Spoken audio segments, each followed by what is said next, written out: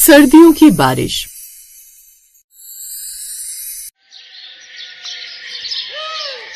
बाहर बहुत तेज बारिश हो रही होती है कि तभी पिंकी और राजू अपने घर से बाहर आते हैं और बारिश में खेलने लगते हैं। वो दोनों खेल ही रहे होते हैं कि तभी उन दोनों की माँ सुनीता घर के दरवाजे पर खड़े होकर हाथों में तौलिया लिए उन दोनों को आवाज लगाती है, राजू पिंकी बहुत खेल लिया तुम दोनों ने, अब घर में आओ वरना सर्दी लग जाएगी। अरे माँ सर्दी है तो क्या हुआ, वैसे सर्दी की बारिश में ही तो मजा आता है।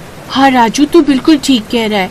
माँ अभी तो हमने बारिश में खेलना शुरू किया है, हम थोड़ी देर बाद आएंगे। घर में आप तब तक खाना बना लो, हम लोगों को बहुत भूख लग रही है। खेलने के बाद और भूख बढ़ जाएगी। जब हम नहाकर अंदर आएंगे तो आप फटाफट हम लोगों को खाना दे देना। मैं जानती हूँ कि अभी सर्दियों की बारिश हो रही है, लेकिन बच्चों बारिश में ज्यादा देर खेलना सही नहीं होता। अब चुपचाप अंदर आओ वरना मैं बाहर आ जाऊंगी, और मैं बाहर आई तो दोनों को दो दो थप्पड़ लगेंगे। माँ की बातें सुनकर राजू और पिंकी एक दूसरे की शक्ल देखते हैं और अब चुपचाप घर के अंदर चले जाते हैं। जिसके बाद वो दोनों एक एक करके अपना शरीर तौलिए से पोंछते हैं और कपड़े बदलकर खाना खाने बैठ जाते हैं। तभी वहाँ उनकी दादी आती है और कहती हैं, बच्चों बारिश में ज्यादा देर नहीं खेलना चाहिए, क्योंकि सर्दी की बारिश भले ही मजेदार होती है, लेकिन वो कब हमें बीमार कर जाती है हमें पता नहीं चलता। अभी हमारे पास इतने पैसे नहीं कि तुम लोग बीमार पड़ जाओ तो हम तुम्हारा इलाज करवा सके। तुम जानते हो ना तुम्हारे पिता महेश मजदूरी करके इस घर का गुजारा करते हैं। दादी की ये बात सुनकर राजू और पिंकी थोड़े सहम जाते हैं। उन्हें पता है कि उनके घर के हालात थोड़े तंग हैं, लेकिन बच्चों का मन तो चंचल होता है। वो दोनों खाना खाने बैठ तो जाते हैं, पर उनका ध्यान अभी भी बाहर की बारिश और उस ठंडी हवा में ही अटका होता है। दादी आप तो हमेशा पैसों की बात लेकर बैठ जाती हैं। पापा मजदूरी करते हैं तो क्या हुआ, हम कभी बीमार नहीं पड़ते ना। और देखो बारिश कितनी अच्छी लग रही है। हाँ दादी, और मम्मी ने आज खाना भी कितना टेस्टी बनाया है। ये आलू की सब्जी और गरम रोटियां खाकर तो मजा ही आ गया। मम्मी थोड़ा और अचार दो ना। अचार तो ले लो, पर याद रखना कि अगर गला खराब हुआ तो मैं तुम्हें कोई दवाई नहीं दिलाऊंगी। चुपचाप ये खाना खाओ और सो जाओ। इस तरह सभी लोग आपस में बातें कर ही रहे होते हैं कि तभी बाहर से जोर जोर से दरवाजा खटखटाने की आवाज आती है। सुनीता हैरान हो जाती है कि इस बारिश में कौन आया होगा। वो जाकर दरवाजा खोलती है तो देखती है कि महेश पूरी तरह से भीगा हुआ खड़ा है। सुनीता जल्दी से तौलिया लाओ, मैं तो पूरी तरह भीग गया हूँ। रास्ते में बहुत तेज बारिश शुरू हो गई थी। सुनीता भागकर तौलिया लाती है और महेश को देती है। महेश अंदर आता है और अपने गीले कपड़े बदलने लगता है। राजू और पिंकी अपने पापा को देखकर थोड़े उदास हो जाते हैं, क्योंकि पापा बहुत थके हुए लग रहे थे। आज तो काम भी पूरा नहीं हो पाया। ठेकेदार ने बोला कि जब तक बारिश नहीं रुकेगी तब तक काम बंद रहेगा। अब पता नहीं कल काम पर जाना होगा या नहीं। अगर बारिश ऐसे चलती रही तो इस महीने का खर्चा निकालना मुश्किल हो जाएगा। देखा सुनीता, मैं यही कह रही थी कि ये बारिश देखने में तो अच्छी लगती है, पर हम जैसे गरीबों के लिए ये मुसीबत बनकर आती है। महेश तू जल्दी से हाथ मुंह धोकर खाना खा ले। महेश खाना खाने बैठता है, लेकिन उसका मन उदास होता है। उधर बाहर बारिश और भी ज्यादा तेज हो जाती है। बिजली कड़कने की आवाज से पिंकी डर जाती है और अपनी माँ के पास जाकर बैठ जाती है। मम्मी ये बिजली क्यों कड़क रही है, मुझे डर लग रहा है। कुछ नहीं है बेटा, बस बादल गरज रहे, तू जल्दी से सो जा। रात के करीब 12 बज रहे होते हैं। पूरा परिवार सो रहा होता है, लेकिन अचानक छत से पानी टपकने लगता है। पुराने घर की छत अब इस तेज बारिश को झेल नहीं पा रही होती है। मम्मी देखो मेरी चादर गीली हो गई है, छत से पानी गिर रहा है। सुनीता और महेश झट से उठते हैं, देखते हैं कि छत के 2-3 कोनों से पानी टपक रहा है। महेश तुरंत खाली बाल्टियां और बर्तन लाता है और वहाँ पर रख देता है जहाँ से पानी गिर रहा होता है। ये छत भी अब जवाब देने लगी है। पिछले साल सोचा था कि इसकी मरम्मत करवा दूंगा, पर पैसे ही नहीं जुड़ पाए। अब क्या करेंगे, बच्चों के बिस्तर तो गीले हो रहे हैं। पापा हम सब एक ही कोने में बैठ जाते हैं जहाँ पानी नहीं गिर रहा। राजू की बात सुनकर पूरा परिवार एक कोने में सिमट कर बैठ जाता है और बाहर ठंड बढ़ती जा रही होती है और अंदर छत से टपकता पानी उनके डर को बढ़ा रहा होता है। पूरी रात किसी की भी आंख नहीं लगती। सुबह होती है तो बारिश थोड़ी धीमी होती है, पर रुकती नहीं है। महेश तू आज काम पर मत जा, तेरी तबीयत ठीक नहीं लग रही है। रात भर जागने से तेरी आंखें लाल हो गई हैं। माँ अगर आज नहीं गया तो कल घर में राशन कैसे आएगा, मुझे जाना ही होगा। महेश जबरदस्ती तैयार होकर काम पर निकल जाता है। उधर राजू को अब छींकें आने लगती हैं। अच्छी मम्मी मेरा सिर बहुत भारी लग रहा है। राजू की बात सुनकर अब सुनीता उसके माथे पर हाथ रखकर उसका माथा छूती है। अरे तुझे तो बहुत तेज बुखार है, मैंने कहा था ना कि बारिश में मत खेलो, पर तुम दोनों ने मेरी बात नहीं मानी। अब देखो पापा भी काम पर चले गए और तुम्हारी तबीयत खराब हो गई। मम्मी, मुझे भी थोड़ी थोड़ी ठंड लग रही है। सुनीता की चिंता और बढ़ जाती। वो जल्दी से किचन में जाती है और कुछ जड़ी बूटियां डालकर काढ़ा बनाने लगती है। दादी भी उसकी मदद करने लगती। सुनीता, बच्चों को कंबल उड़ा दे और उन्हें ये काढ़ा पिला। ये सर्दियों की बारिश बहुत जिद्दी होती है, जल्दी पीछा नहीं छोड़ती। इस तरह सुनीता बच्चों को कंबल उड़ा देती है। देखते ही देखते दोपहर हो जाती है, पर महेश वापस नहीं आता। सुनीता बार बार दरवाजे पर जाकर देखती है। तभी पड़ोस की रहने वाली विमला आती है। सुनीता, अरे ओ सुनीता, सुना तूने? जहाँ महेश भाई काम करते हैं वहाँ की दीवार गिर गई बारिश की वजह से। ये सुनकर सुनीता के पैरों तले जमीन निकल जाती है। वो पागलों की तरह भागती है और राजू और पिंकी भी बीमार होने के बावजूद दरवाजे तक आ जाते हैं। क्या कह रही हो विमला बहन, मेरे पति ठीक तो है ना? मुझे बस इतना पता चला है कि कुछ लोग घायल हुए हैं, तो जल्दी वहाँ जाकर देख। सुनीता बिना कुछ सोचे समझे उसी बारिश में भागने लगती है। उसके दिमाग में बस महेश का चेहरा घूम रहा होता है। जब वो वहाँ पहुँचती है तो देखती है कि बहुत भीड़ जमा है। एम्बुलेंस खड़ी है और लोग इधर उधर भाग रहे हैं। महेश, महेश, आप कहाँ हो? तभी उसे कोने में महेश बैठा हुआ दिखता है। उसके हाथ में पट्टी बंधी होती है और वो दर्द से कराह रहा होता है। अब ठीक तो हो ना? मुझे बहुत डर लग गया था। घबराओ मत सुनीता, मुझे ज्यादा चोट नहीं आई है। बस दीवार का एक पत्थर हाथ पर गिर गया, पर आज की दिहाड़ी भी चली गई और अब कुछ दिन काम भी नहीं कर पाऊंगा। सुनीता महेश को लेकर घर आती है। घर में बच्चे अपने पापा को इस हालत में देखकर रोने लगते हैं। पापा, हमें माफ कर दो, हमने आपकी बात नहीं मानी और बारिश में खेले। हमारी वजह से शायद ये सब हो रहा है। अरे नहीं बेटा, इसमें तुम्हारी कोई गलती नहीं है। ये तो बस बुरा वक्त है जो कट जाएगा। अगले कुछ दिन घर में बहुत शांति रहती है। महेश काम पर नहीं जा पाता और बच्चों की तबीयत भी धीरे धीरे ठीक हो रही होती है। तभी एक दिन अचानक ठेकेदार घर आता है। महेश, कैसे हो भाई? साहब आप यहाँ देखिए, मेरा हाथ अभी ठीक नहीं है, मैं काम पर नहीं आ पा रहा। मैं तुम्हें काम पर बुलाने नहीं आया हूँ। उस दिन जो हादसा हुआ उसमें तुम्हारी कोई गलती नहीं थी। मालिक ने उन सब मजदूरों के लिए कुछ पैसे भेजे जो घायल हुए थे। ये लो तुम्हारा मुआवजा। ठेकेदार महेश को कुछ पैसे देता है। ये पैसे इतने होते हैं कि महेश के हाथ का इलाज भी हो जाए और घर का राशन भी आ जाए। भगवान का लाख लाख शुक्र है, अब सब ठीक हो जाएगा।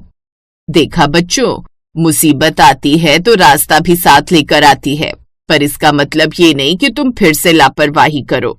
नहीं दादी, अब हम कभी ऐसी गलती नहीं करेंगे। हम समझ गए कि मेहनत और समझदारी क्या होती है। हाँ मम्मी, अब हम सिर्फ धूप में खेलेंगे, बारिश में तो बिल्कुल नहीं। बाहर अब बारिश रुक चुकी होती है और हल्की हल्की धूप निकलने लगती है। घर की छत से अब पानी नहीं टपक रहा होता और चारों तरफ एक सुकून भरा माहौल हो जाता है। राजू और पिंकी अब समझदार हो गए होते हैं और महेश के चेहरे पर भी अब कोई चिंता नहीं होती।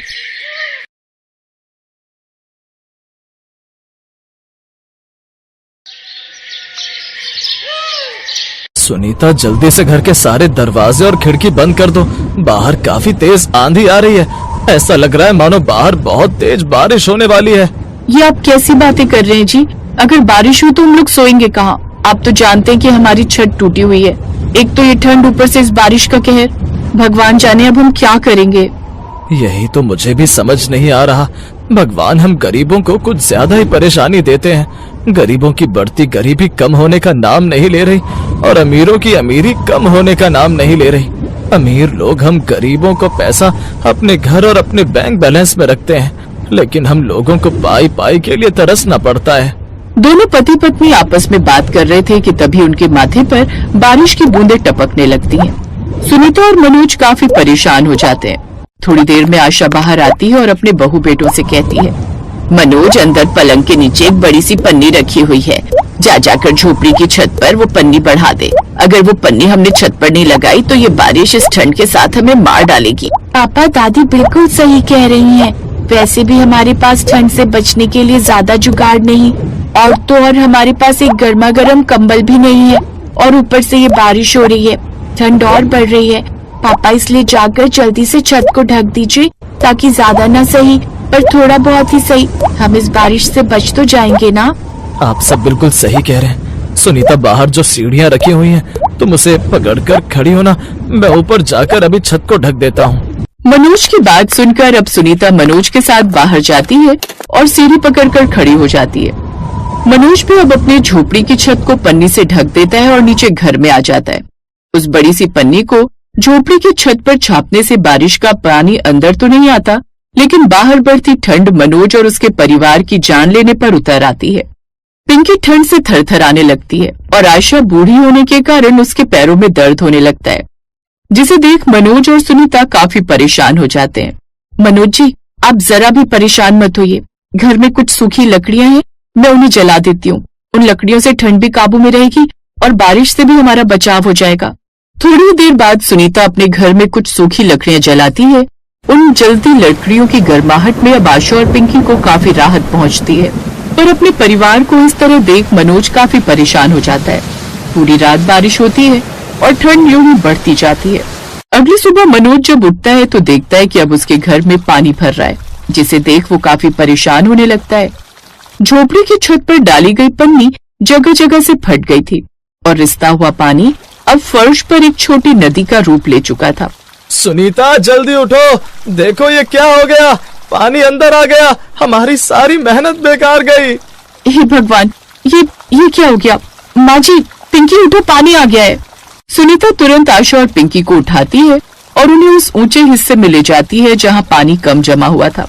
मनोज तुरंत टिन का डिब्बा उठाता है और फर्श पर जमे पानी को बाहर फेंकना शुरू कर देता है।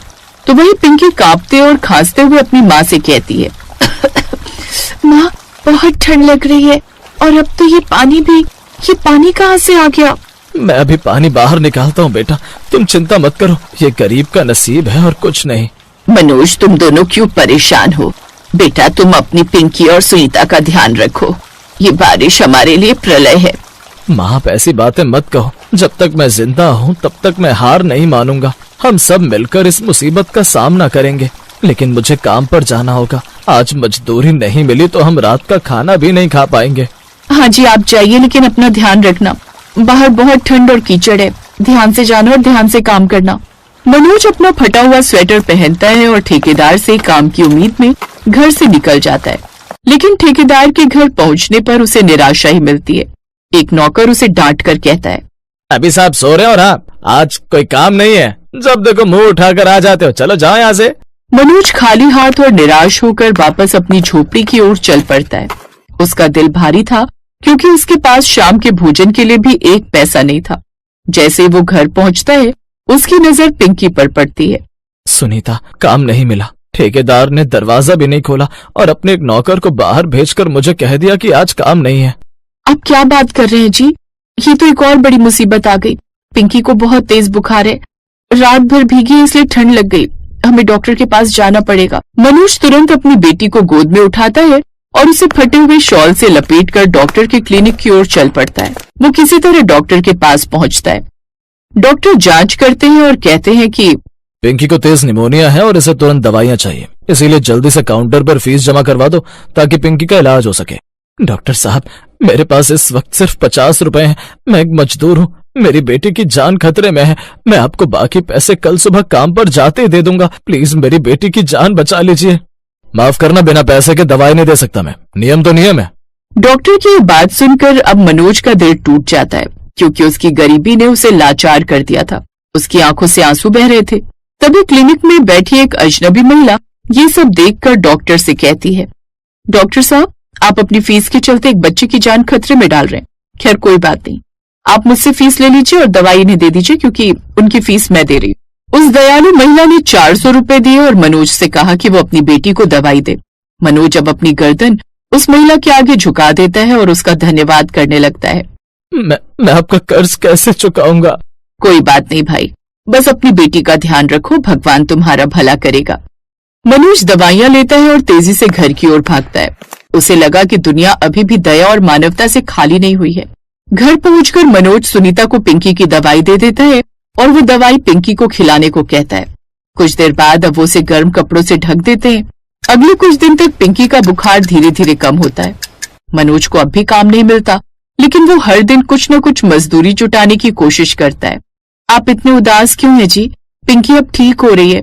मैं उस अजनबी महिला के बारे में सोच रहा हूँ जिसने हमारी मदद की। हम इतने गरीब हैं कि अपनी बेटी की दवाई भी खुद नहीं खरीद सकते और उस ठेकेदार ने हमें एक दिन की मजदूरी भी नहीं दी। बेटा, अमीरी और गरीबी ईश्वर की देन नहीं बल्कि इंसानों की बनाई हुई है। तुम निराश मत हो। अब मौसम थोड़ा खुल गया है, तुम हिम्मत मत हारो। आप सब सही कह रहे हैं, मैं अब और नहीं मानूंगा। मुझे पता है कि मुझे सिर्फ अपने परिवार को नहीं बचाना बल्कि उस महिला का कर्ज भी चुकाना है। सुनीता, आज से हम फिर से शुरुआत करेंगे। मैं आज से सिर्फ मजदूरी ही नहीं बल्कि एक बेहतर जिंदगी कमाने की कोशिश करूंगा। हम इस झोपड़ी को बदल कर रहेंगे। ये बारिश हमें तोड़ नहीं सकती। हम इस ठंड और इस गरीबी को हरा कर रहेंगे। हम आपके साथ हैं जी, हम जरूर जीतेंगे। मनोज अपने घर की टूटी फूटी दीवारों को देखता है। बारिश का पानी और ठंड उन्हें डरा नहीं पाई थी, क्योंकि उनके पास आपसी प्रेम और अटूट साहस की गर्मी। Thanks for watching.